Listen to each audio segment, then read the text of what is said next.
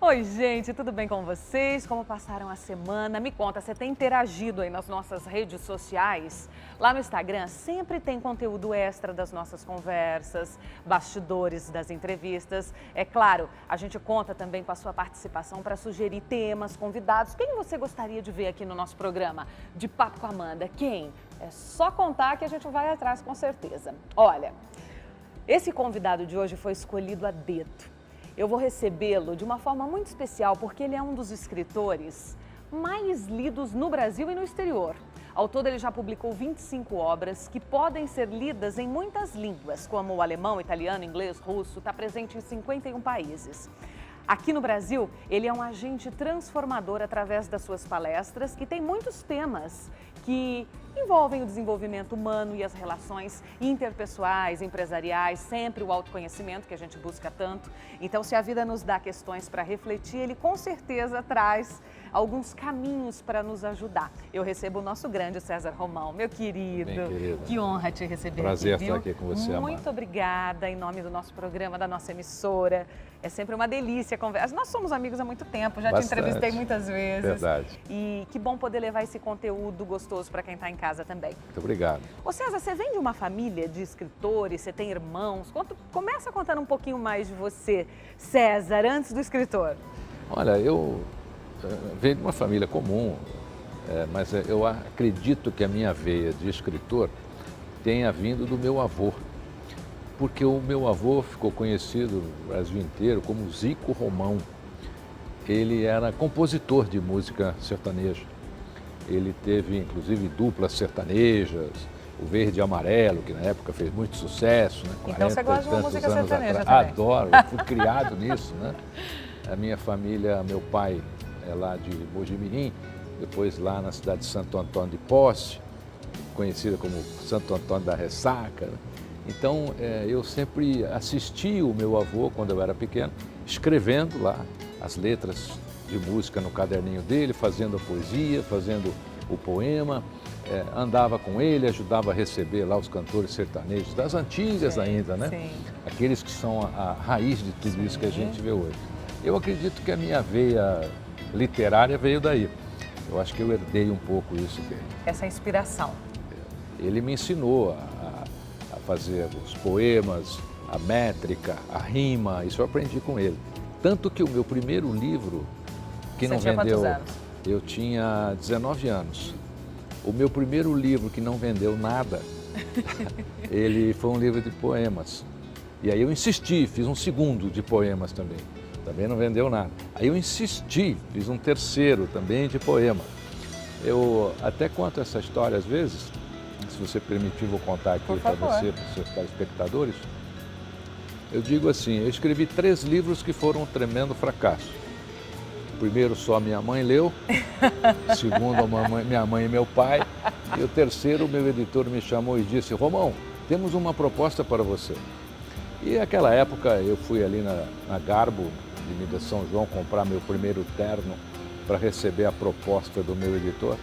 E ele me disse, Romão, aqui estão os seus 3.000 livros, ninguém quis, vendo a você a peso de papel. E eu comprei os meus 3.000 livros e levei para casa. Eram livros de poema, todos eles. E os amigos vinham em casa, olhavam lá na minha estande, falavam, puxa vida, Romão, você escreve, só seu pai e sua mãe lê, e você mesmo compra. Esquece essa carreira de ser escritor no Brasil.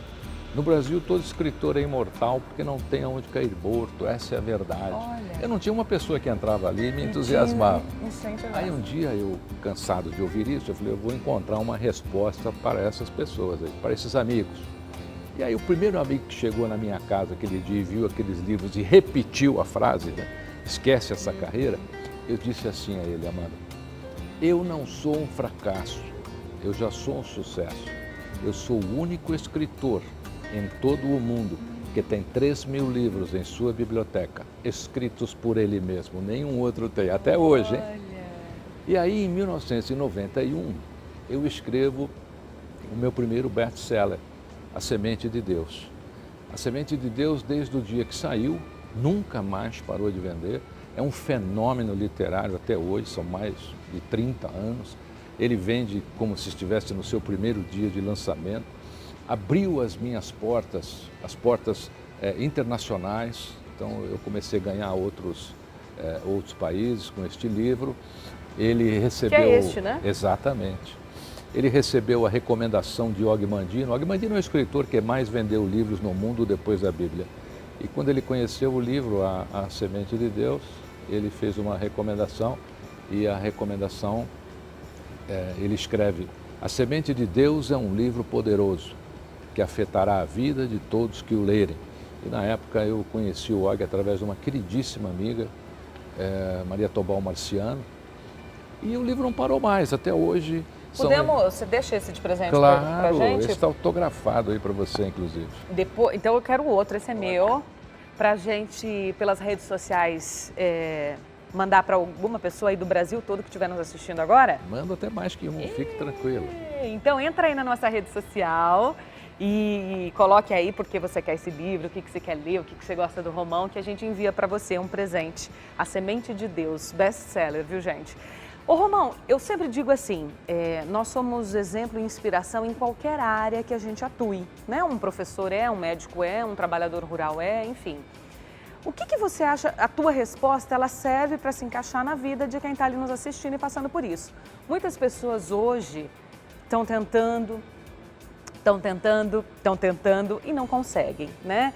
Tem esses 3.000 exemplares que você citou aí, às vezes ela tem centenas de currículos que ela manda em vão, ela tem dezenas de trabalhos que ela tentou e não conseguiu, tal. O que foi o chamado pulo do gato, entre aspas, para você? De 3 livros que não venderam nada, você partir para um próximo que é um best-seller? Se o seu trabalho não muda vidas, mude seu trabalho. Esse é o primeiro ponto. O segundo, 10.000 vezes 0 é 0. Então, se você tenta 10.000 vezes a mesma coisa, é 0. As pessoas não entendem isso. Olha só, qual foi o pulo do gato de escrever 3 livros que foram um fracasso e depois escrever um 4º livro que é um best-seller até hoje, depois de 30 anos? Quando eu escrevi 3 tipos de livros que foram um fracasso, eu descobri 3 tipos de livros que eu não deveria mais escrever. Entendi. E aí você muda. E aí você reage de acordo com a circunstância que está surgindo para você. O que eu vejo muito, Amanda, é que as pessoas insistem naquilo. Alguém ensinou para você ser persistente. Só não contou para você que você tem que ser persistente na direção correta. Você tem que implementar o seu esforço e a sua competência na direção correta. Senão é aquela continha, 10.000 vezes 0 é 0. Mas, por exemplo, ela é professora de geografia. Ela tem que mudar o quê? Você vai me responder isso já, depois do recadinho especial que eu tenho para você. A pergunta que eu deixei no ar foi essa. O Romão disse, puxa vida, se você é para ser persistente, mas você tem que saber a hora de mudar um pouquinho, de virar à direita ali, né, Romão? Mudar um pouquinho esse caminho. Eu te dei um exemplo, você me disse, eu escrevi 3 livros de poemas e vi que não deu certo, mudei o assunto. Uma professora de geografia, ela aprendeu, ela fez a faculdade de geografia. Ela faz o quê? Ela deixa de ser professora, ela muda, ela vira professora de português. Explica melhor isso para a gente entender, esse caminho novo. Quando nós escolhemos uma carreira, uma profissão, o que acontece? Nós temos que entender que nós precisamos não ser os melhores, mas caminharmos para ser os melhores. Caminhar no caminho do melhor. Caminhar no caminho do melhor. Não existe profissão mais fantástica do que ser professor. Eu dou aulas ainda até hoje e quero continuar dando aulas aí enquanto Deus permitir. O que acontece é que você tem que ser uma professora, no caso dessa professora de geografia, ou se você é professora de história, de matemática, você tem que ser uma professora inesquecível. Se nós perguntarmos às pessoas assim, qual o professor que você mais lembra? Você vai lembrar de um, talvez 2, mas tem um que foi inesquecível. Quando você se torna um professor inesquecível, você começa a abrir novas portas, novos mundos. Por quê? Você salta da sala de aula. Você começa a fazer outras atividades. Isso é instantâneo. Olha, hoje nós temos vários professores que foram inesquecíveis e que hoje brilham em determinadas áreas do ensino, da educação, até mesmo na política. A política precisa muito de professores inesquecíveis. Sim. O professor inesquecível é aquele inteligente, é aquele envolvente, é aquele que ensinou o aluno, porque mais vale o que se ensina, mais vale o que se aprende do que o que se ensina. Vou repetir, mais vale o que se aprende do que o que se ensina. Eu posso ensinar algo a você durante 1 hora e você não aprender nada. Mas se eu ensinar algo a você em 3 minutos e você aprender, aí está o valor do meu ensino. Tem uma prática, eu fiz um curso e tinha uma prática que dizia assim, para você dar sempre o seu melhor, né? E aí ele começou a brincadeirinha assim, o nosso líder lá daquele momento, daquele curso. Levante a sua mão, aí você levantava. Levante mais, mas levante o máximo que você conseguir a tua mão, realmente estenda bem o teu braço. O máximo que você conseguir. E aí teve gente que subiu em cima da cadeira, subiu em cima da mesa, né? E ele disse assim, que o segredo é esse, quando eu te falo, levanta sua mão, você pode fazer só assim, né? Uns tiveram a ideia de subir na cadeira, de subir na mesa, de tentar o seu máximo. Então, às vezes, as pessoas têm até medo de dar o seu melhor, não sabem de que forma encaixar isso da maneira mais condizente naquela situação, né? Então eu acho que mesmo que você não esteja nesse momento no trabalho que você mais sonha, com a família que talvez você sonhou e não é perfeitamente do jeito que você queria, dê o seu melhor. Muito bem colocado, Amanda, porque o que vai fazer a diferença na sua vida é só quando você fizer o seu melhor. Agora, nós não temos muita noção do nosso melhor, eis o ponto.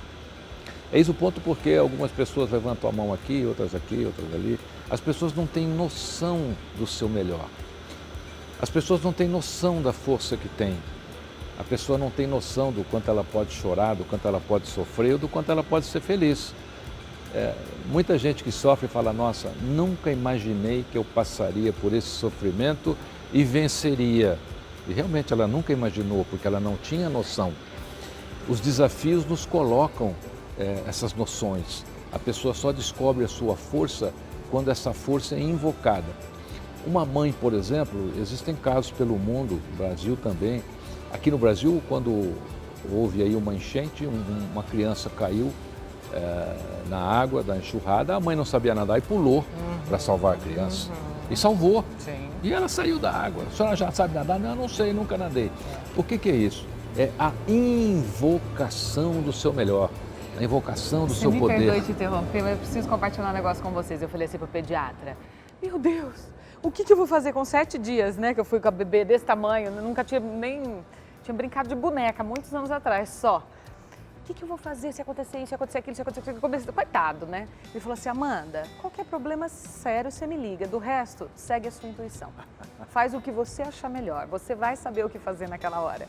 Vem de encontro com o que você está falando, Sabe né? por quê? Você não tinha sido mãe, né? Você, o segundo, terceiro, quarto, quinto filho, a gente queria mais fácil. Claro. Agora, o primeiro é um susto mesmo, porque normalmente as mulheres têm as mães ao lado, né? Então, a mãe está lá para isso. E é a quem a gente recorre. Normalmente, a maioria das mulheres, quando tem o primeiro bebê, vai morar com a mãe ou leva a mãe para morar com ela. Com certeza.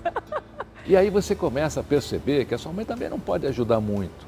Você começa a invocar a sua força, aquilo que você não conhecia sobre você. Existe aquela máxima grega, né? Conhece-te a ti mesmo. Essa é uma das grandes realidades. Você precisa se conhecer. Você precisa se colocar em situações onde você se conheça melhor. Saiba o quanto de poder ainda você tem dentro de você para ser usado, o quanto de inteligência, de talento, de competência. Às vezes eu tenho alunos, Amanda, que ele diz assim, como eu nunca imaginei que eu poderia subir num palco e falar para 3.000 pessoas. E ele dá uma aula lá fantástica. Nunca imaginou, quer dizer, ele nunca teve noção da força que ele tinha ainda. É por isso que a gente precisa na vida do que eu chamo de, entre aspas, um mentor, um conselheiro que já tenha vivido essas experiências, onde a gente possa aprender com ele. Então, se você não tem ainda, procura um ponto de inspiração. Normalmente é alguém que já viveu o que você gostaria de vivenciar. Essa pessoa tem muito para ensinar a você. Nós vamos falar já já de desafios, se esses desafios, quão importantes eles são na nossa vida, de que forma trazê-los mais para perto, porque tem algumas pessoas que têm uma vida mais desafiadora, outras não, pela própria condição de vida. E vamos falar um pouquinho também de família e relação interpessoal nos dias de hoje. Mas é claro que eu tenho um recado para você que está precisando. Olha aí que assunto bom. Estamos de volta recebendo o escritor, palestrante César Romão, que está dando uma aula aqui para a gente de motivação. César, comentávamos no bloco anterior sobre os desafios. Tem pessoas que têm uma vida desafiadora por si só. É importante buscar esse desafio para motivar outras coisas e talvez incendiar aquilo que você falou, né? Desse invocar de você ser mais do que você imagina? Amanda, se você tira e afasta a brasa do fogareiro, ela apaga. Então você vai ali, tira o carvãozinho, deixa ele quietinho do lado ali da sua lareira, ele vai apagar. Assim somos nós. Se você não tiver um desafio, encontre um, busque um. Por quê? Porque nós somos condicionados a vencer e superar desafios. Desde o primeiro ser humano. Desde o primeiro ser humano. Então, se nós voltarmos lá ao homem de Neandertal, por exemplo, o que ele fazia? Saía andando. Saía andando. Ele foi espalhando a civilização. Então, hoje, se você acordou, não viu ali um desafio, inventa um, cria um. Por quê? Isso é o que nos movimenta. A motivação é como banho. Nós precisamos tomar todos os dias. E quando nós temos metas e objetivos, olha que legal. As pessoas não realizam as suas metas e objetivos porque elas escrevem. Acontece assim, quando você tem meta e objetivo e escreve, você aumenta o seu desempenho em 30%. Então, pessoas que têm desafio aumentam o seu desempenho de existência em 30%. Ela fica mais motivada, ela fica mais feliz, ela tem melhores intenções e é isso que faz com que as coisas aconteçam. Vamos falar já já de relações pessoais. Em tempos atuais, né? Como fazer para manter a base, a construção da sua família? Mas antes tem um recado. Ô César, a gente está falando muito aqui de motivação, né? E você é uma inspiração para a gente nesse quesito. Como inspirar ou como motivar uma mãe que acaba de perder seu filho, que acaba de ser abandonada pelo marido depois de anos, uma pessoa que está com uma família desestruturada? A gente fala para um público que tem muita família agora nos assistindo, né? E foi o que a gente comentou no bloco anterior. Nem sempre as pessoas têm aquele engajamento que sonhavam. E aí? Então, você falou uma coisa, Amanda, interessante. Nós temos que entender o que é a nossa perspectiva, o que é a nossa projeção, o que é o nosso sonho e o que a gente vai viver. Você sabe que muitas famílias se desfazem. É isso que as pessoas têm que entender. Por que se desfazem? Primeiro, entender isso. Às vezes, as pessoas criam projeções. Aí se casou. Aí ele criou uma projeção na mulher, a mulher criou uma projeção nele, e aí começam a viver, ambos veem que não é nada disso. E aí, principalmente, a mulher é que sai primeiro com essa frase. Quando eu casei com você, você não era assim. Era assim. Ele não mudou nada. As pessoas não mudam. As pessoas só se revelam, elas vão se revelando, elas vão se revelando. O que você tem que fazer antes de montar uma família é entender o seguinte: eu estou fazendo uma projeção de príncipe encantado? Eu estou fazendo uma projeção de princesa ou estou fazendo uma projeção de família, de mulher, de pessoa? Esse é o primeiro ponto. O segundo é assim, a família é a base de tudo. Desmontou? Desmontou. Luta para montar. Não conseguiu? Não tem outro jeito. Você tem que recomeçar a sua vida. Ah, Romão, mas isso é muito duro de ouvir porque eu acabei de me separar. É duro, mas é a realidade. A gente não pode fantasiar o que é a realidade. Nós temos o direito de recomeçar as nossas vidas. Se você não deu certo e pensar no que eu te disse agora, pode acreditar, você fez uma projeção e tentou viver a sua projeção, não a realidade. Eu ouço muito isso, eu escrevi o livro Só o Amor Não Basta e entrevistei praticamente uns 800 casais. e descobri coisas nas separações assim muito interessantes. Essa foi uma delas. Ah, mas eu te amo. Eu te amo, mas você é insuportável. Então só o amor não basta? Não, de jeito... Isso mesmo, Amanda. Só o amor não basta. Quando eu terminei a pesquisa, eu cheguei a essa conclusão. Ô, Romão, eu tenho uma coisa comigo, assim, na verdade eu ouvi isso uma vez de uma professora de filosofia há muitos anos, e eu não sei se fui influenciada, mas eu acho tão verdadeiro. Ela começou a falar dos 5 pontos que fazem parte de um relacionamento e tal. E quando a gente diz assim, qual é o primeiro? Logo você fala, o amor. Enfim, em conversa ela disse, o primeiro é a admiração. E como é interessante que a admiração, ela é uma base construtora tão importante de um relacionamento. Meu Deus, quando você olha para a pessoa e fala, nossa, se eu fosse um homem eu queria ser ele, nossa, se eu fosse uma mulher eu queria ser ela. Eu admiro porque ela é guerreira, ela faz bem as tarefas daqui, mas ela também trabalha, ou não trabalha, não faz nada, mas ela é uma cozinha tão bem, olha como ela cuida do meu filho. Ou a mulher, olha como ele é um exemplo de profissional, de honestidade, de ser humano, é bondoso, é generoso. Como é gostoso e como alimenta o amor você admirar a pessoa. E como que quando você para de admirar, vem tudo abaixo. Olha, eu descobri nessa vivência, com essa pesquisa, que você não sai amando. Eu não olho para alguém e digo, eu te amo, já conheci alguém e eu te amo. Os casais que mais permanecem juntos e são mais felizes são aqueles que eram bons amigos. Nasceu da admiração. Porque normalmente o amigo você admira. Então, as pessoas que se casam com amigos que admiram, permanecem. O casamento vai longe. Esse é um ponto muito interessante. Ah, mas e o amor? O amor nasce, o amor acontece. Nós aprendemos a amar. Ele não é um sentimento que você respira e de repente você está amando. Você aprende a amar, você aprende a sentir aquela falta. E como é que você aprende a amar? Desenvolvendo competências para amar. É necessário ter competências para amar. A admiração, como você bem disse, Amanda, é uma delas. A segunda, sabe qual é? Paciência. Muita paciência. Você não tem ideia do quanto você precisa de paciência depois que você começa a amar alguém. Por quê? Porque nós somos muito donos, nós queremos ter posse. A gente não quer conviver, a gente quer ter posse. E mandar, né? E mandar. Eu lembro sempre quando falo em mandar, você já viu que mendigo está cheio de cachorro? E você sabe por que mendigo tem cachorro? Porque ele acorda de manhã e fala assim, sai para lá, vem para cá, me segue, sobe aqui. Ele precisa dar uma ordem, ele precisa falar alguma coisa. O segundo ponto, então, você tem admiração, paciência. O terceiro ponto é o seguinte, o homem precisa entender como é que a mulher funciona e a mulher precisa entender como o homem funciona. Minha amiga, você não vai mudar o homem. Meu amigo, você não vai mudar a sua mulher. Por exemplo, a mulher passou o dia todo no cabeleireiro.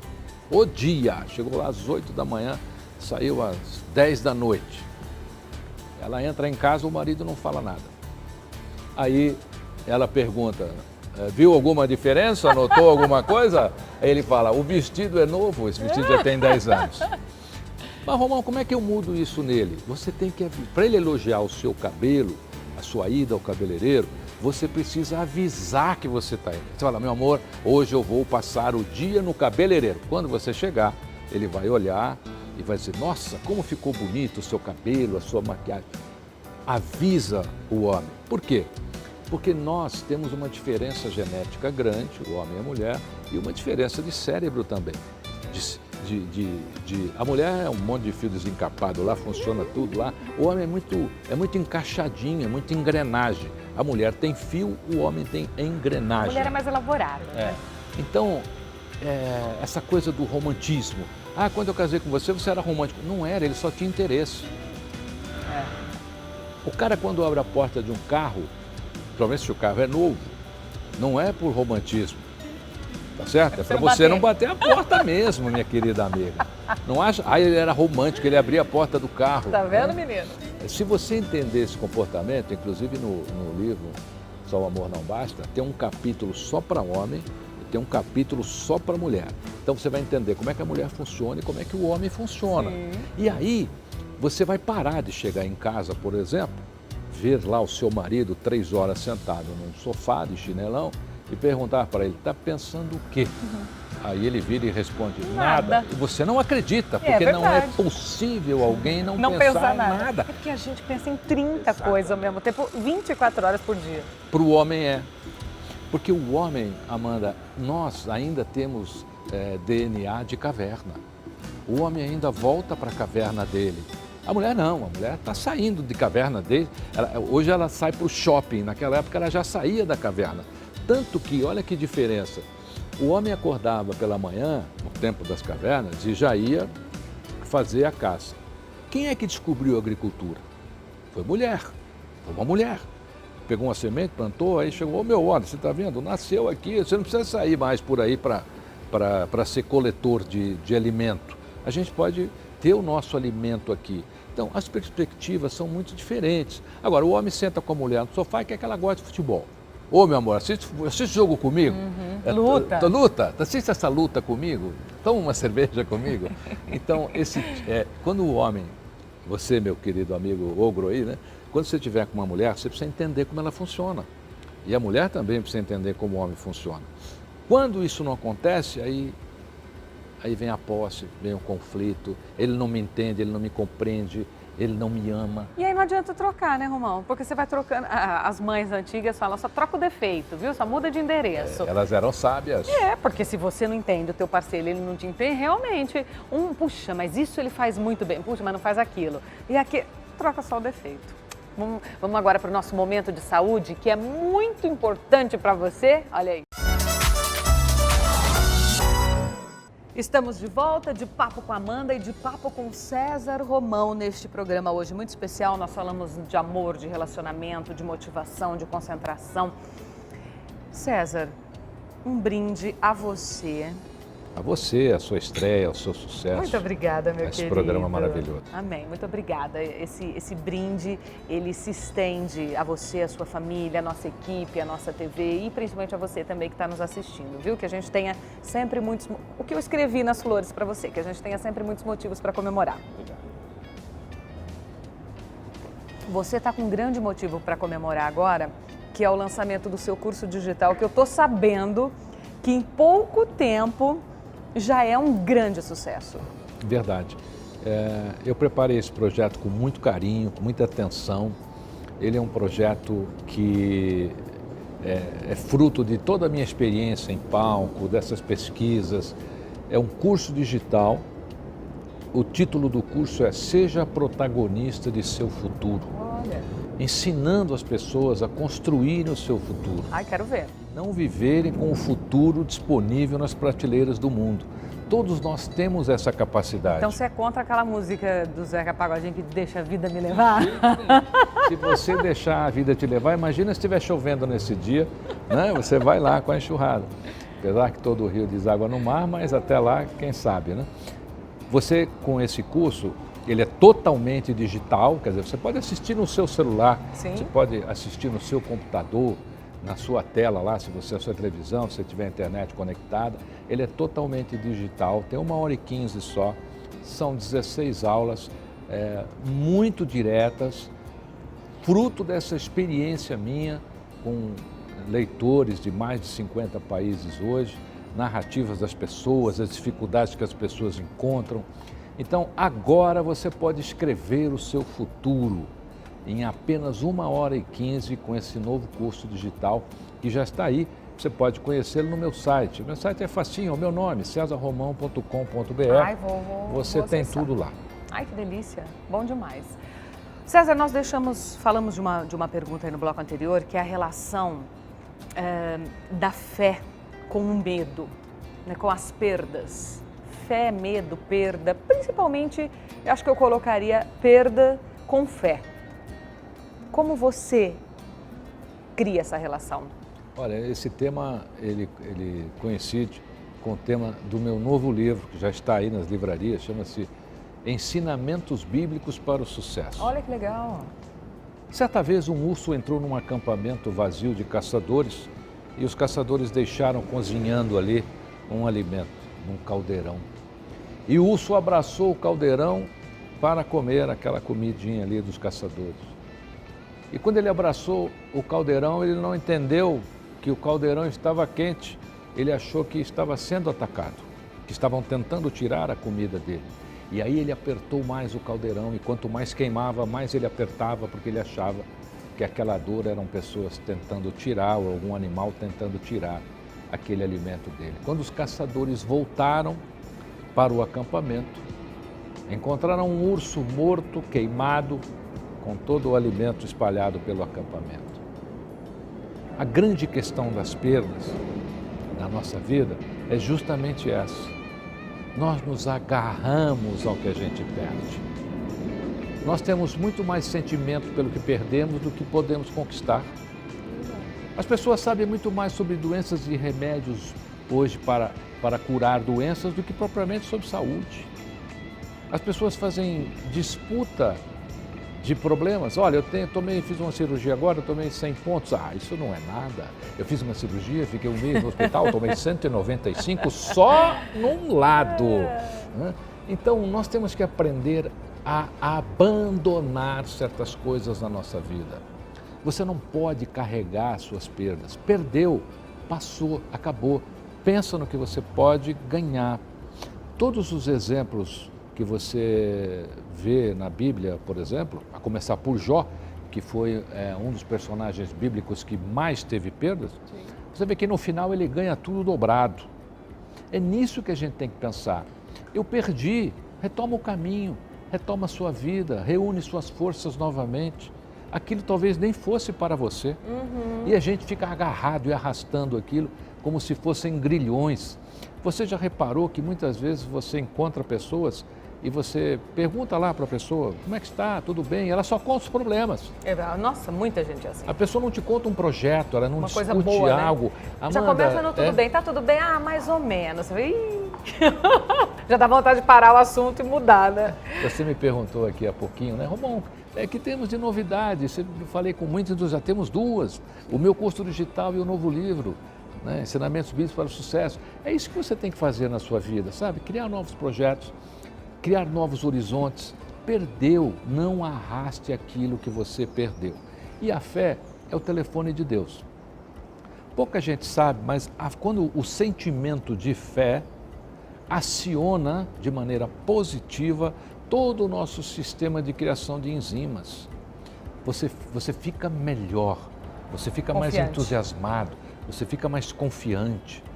Agora, não adianta nada você implementar seu esforço na direção errada. Implemente essa confiança na direção correta. Não adianta nada você correr num caminho que não é o seu.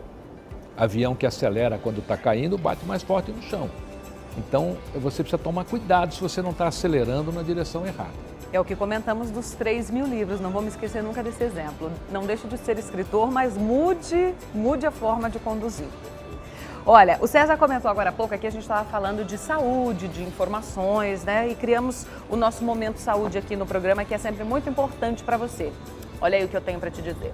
César, você tem um livro chamado Milagre do Acaso. Você acredita no acaso? Não. Por isso que eu escrevi. Qual é o Milagre do Acaso? Eu sei que a gente tem que ler o livro, mas, né, de forma... Então, o Milagre do Acaso, nós temos que entender o seguinte. Primeiro, não existe acaso. O acaso é uma convergência de fatores durante a sua vida que caminham de maneira paralela e vão se cruzar em algum momento na sua vida. Então você acha que eu encontrei o meu marido porque tinha que ser ele, eu estou hoje aqui porque as minhas escolhas fizeram esse futuro, esse meu caminho. Não é um acaso, é um caminho trilhado por escolhas. Toda a nossa vida é fruto de escolha e decisão. Se você tiver que aprender a fazer duas coisas na vida, aprenda a escolher e aprenda a decidir. E é difícil? Você pode olhar uma casa numa rua e dizer assim, olha, eu tenho um sonho de morar nessa casa. E aí o tempo passa, de repente você conseguiu, quando você percebe, você está comprando aquela casa. É uma convergência de fatos que andam em linhas paralelas na nossa vida e que em algum momento eles vão se cruzar. Muita gente fala, sempre sonhei casar com um homem assim, sempre sonhei casar com uma mulher assim. E aí você inconscientemente vai vivenciando aquilo de alguma maneira. Você vai buscando aquilo na sua convivência. Aí você diz assim, nossa, aconteceu, foi o acaso. Não, não foi. O amor, por exemplo, muita gente acha que acontece por acaso, ele é geográfico. Ah, eu amo isso, você já falou isso para mim em alguma ocasião e olha, você me desculpe, mas eu repito para todo mundo, mas eu sempre falo que essa frase é sua, viu? Pode repetir. Tudo é geográfico, gente, as oportunidades são geográficas, o amor é geográfico, porque é o que está mais perto, é o que está mais fácil, é o que está mais prático, é o que acontece. Nós estamos onde hoje aqui? Numa geografia. Então hoje nós estamos vivenciando a geografia desse local maravilhoso, dessa mesa maravilhosa. De repente você encontra alguém aqui e fala assim, nossa, que coincidência. Não, não tem coincidência. Você estava ali naquela geografia. Você vai vivenciar o que está acontecendo naquela geografia. Então, o acaso, ele é muito perigoso você deixar as coisas ao acaso, sabe? Deixar como é que está para ver como é que fica. De repente, não fica. Você tem que atuar em cima das coisas que você quer da sua vida. Atue. Uma das maneiras, boas escolhas, boas decisões e esteja sempre numa boa geografia social. Isso é muito importante. As pessoas que são indecisas têm dificuldade para decidir isso em qualquer âmbito da sua vida, em qualquer tipo de decisão. Eu já ouvi falar, já li em algum livro, que às vezes é bom você colocar num papel pontos positivos daquela decisão, pontos negativos. E ali você consegue olhar e ir observando e ponderar. Me conta depois se você concorda com isso. Momento Saúde, recado para você. Faça essa lista para decidir as coisas ou não? Deve fazer. Só não faça se você for do signo de Peixes, que é o signo mais indeciso que tem. Sério? É difícil o pisciano tomar uma decisão, mas quando toma, ele já pensou bastante, ele já discutiu bastante. Olha, toda decisão e escolha que nós iremos fazer, é sempre bom avaliar, fazer uma pequena avaliação antes das consequências. Essa é a realidade. Quer dizer, quais serão as consequências dessa minha escolha e dessa minha decisão? Você tem que ter isso muito claramente na sua frente, na sua mente, no seu coração. Porque muitas escolhas e decisões, Amanda, podem se tornar, se forem erradas, uma bola de neve que vai nos perseguir durante toda a nossa vida. A gente corre e ela cresce, a gente corre e ela cresce, a gente corre e ela cresce e não dá tempo nem de você arrumar a sua vida, porque você tem que correr dessa bola de neve que você mesmo criou, fazendo uma escolha ou uma decisão errada. E decidiu, atravessa a ponte, queima a ponte, porque senão se decide, mais volta, decide, se arrepende, decide, não sabe se vai, se fica, se fez a coisa certa, mas e se eu tivesse feito aquilo? Isso causa uma angústia interna muito grande. Verdade. Faça igual Cortés, quando chegou lá na costa do México, queime os navios, decidiu, vá em frente com a sua decisão. Sabe por quê? Porque você aprende com as suas decisões e escolhas. Mesmo as erradas. Mesmo as erradas. Eu tomei muita decisão errada na minha vida, fiz muitas escolhas erradas, acredito que ainda vá fazer. Sim. Mas o que acontece? Você vai ganhando experiência com tudo isso. Você já vai descobrindo o que não fazer mais. Quando você tira o que não fazer, o que é que sobra? O que você deve fazer. É verdade. Tem toda a razão. Ai, gente, que aula que foi esse programa hoje, meu querido amigo. Minha gratidão. Obrigado. Sucesso. Muito obrigada por disponibilizar do seu tempo para estar aqui com a gente, por compartilhar tanta mensagem positiva, tanta inspiração, motivação, crescimento para o nosso público, para mim, para a nossa equipe. É sempre uma honra te receber. Obrigado, prazer. Sempre uma honra. Sucesso, olha, receba essa lembrancinha aqui da nossa emissora. Mais um presente? Mais um presente. Olha, a etiqueta da rainha diz que a gente deve abrir o presente imediatamente à frente de quem o deu, tá certo? Então, olha que coisa linda, vai ter muita utilidade. Que você possa assinar bons contratos, obrigado. escrever Vou assinar o meu belos livro novo com ela. Oh, por favor, que um autógrafo seja meu. Ensinamentos Bíblicos para o Sucesso, eu vou assinar o primeiro exemplar com esta caneta aqui. Tudo sobre o César Romão você encontra no site cesarromão.com.br. Lá tem as redes sociais, tem telefone para contato, tem todos os inúmeros livros lançados no mundo inteiro de muito sucesso. Eu quero agradecer também o nosso hotel aqui, Transamérica Berrini, que fica no Brooklyn, pertinho aqui da Avenida Berrini. Tem uma excelente infraestrutura aqui para receber todos vocês. No rooftop vocês podem ver aquela decoração oversize, toda preparada para eventos, para confraternizações. Então é um espaço muito lindo aqui. Um delicioso café da manhã, restaurante incrível aberto ao público. Enfim, muito obrigada, viu? Beijo aqui para o nosso Transamérica Berrini. Um beijo à nossa equipe, a você que acompanhou o programa de hoje. Que você tenha uma semana abençoada, próspera, cheia de coisas boas. Que o programa de hoje também seja absorvido por você, pela tua família. Essas dicas, essas inspirações todas aqui do César. Obrigada mais uma vez, Obrigado, meu amigo. querido. Sucesso. Conte sempre Ainda com a mais, gente, viu? ainda Obrigada mais. para nós. Beijo, gente. Até o próximo programa. Valeu.